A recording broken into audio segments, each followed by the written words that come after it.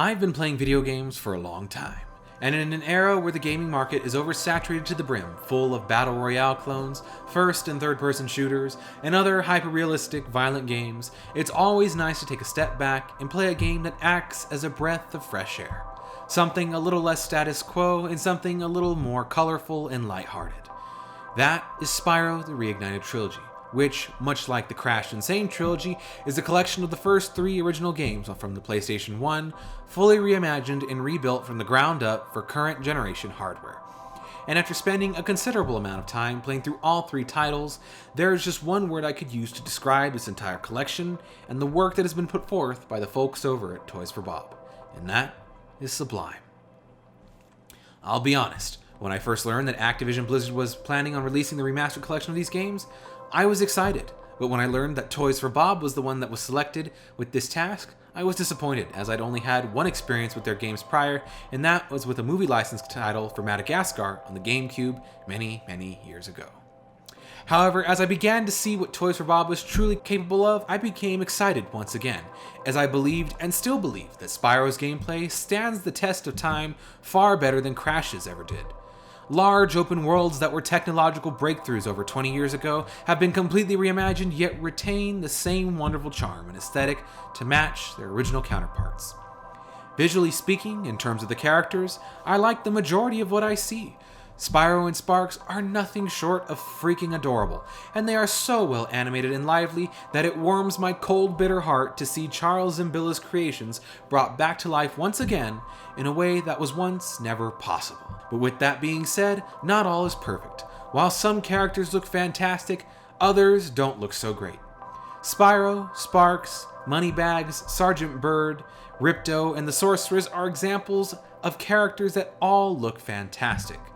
Alora, Sheila, and Hunter are the characters in particular that don't look so great, with Hunter and Sheila being the worst renditions compared to their PS1 counterparts or conceptual art, and in my opinion, are in desperate need of redesigning to better fit among their contemporaries, and just to pay better homage to their original conceptual art by Charles Zimbillas.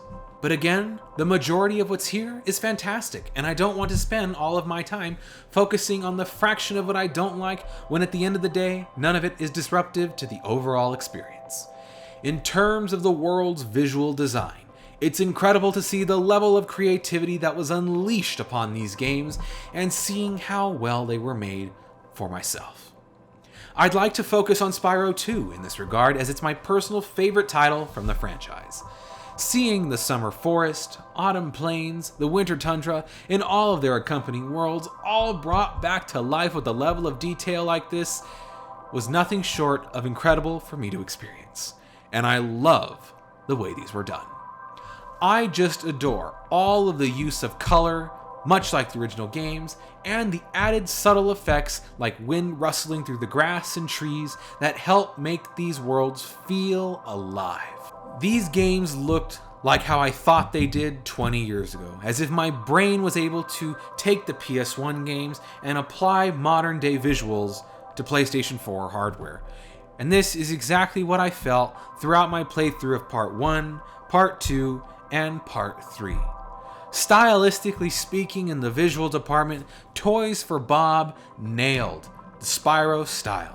And I have to give them props, because I was very doubtful of what they were capable of when I first saw screenshots of the series leak long before any official gameplay was announced.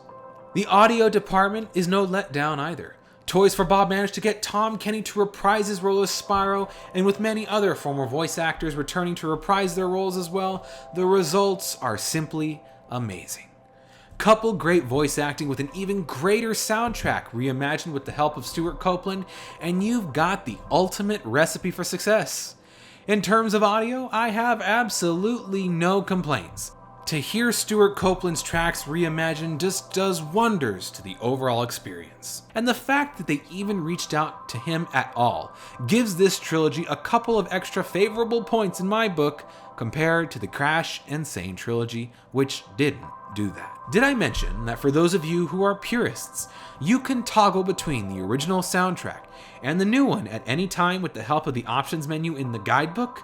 The option itself is fantastic, and although I found myself listening and preferring the newer tracks, the fact that they are even an option at all is a welcome addition for veteran players. Of course, the most important category comes in the form of gameplay.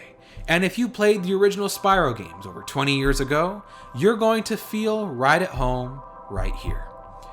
I played through the trilogy, then went back and played the original PS1 games, and I came to the conclusion that Spyro ran, flew, jumped, hopped, glided, and fluttered exactly the same way as I remembered him.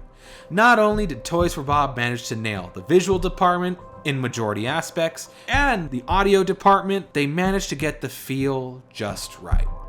When you put all of it together, you get a fantastic experience that I cannot stress enough was so fun and charming to play through once again. After playing through all 3 titles and reflecting on my experiences throughout, it is of my belief that the future of the Spyro series in the hands of Toys for Bob will be brighter than it has been since it was developed by Insomniac over 3 console generations ago. And it is of my hope that Activision Blizzard looks at Spyro the Dragon and the trilogy as a whole and shares a similar sentiment in thinking that the Reignited Trilogy will spark an even brighter future for the series as a whole than ever before.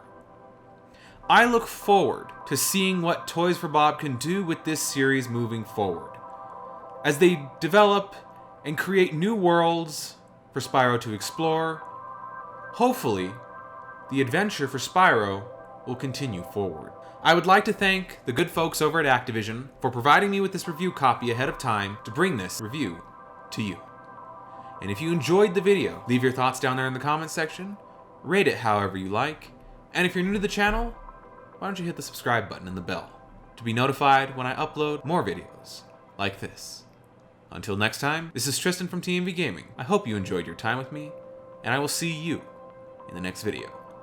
Until then, the adventure continues.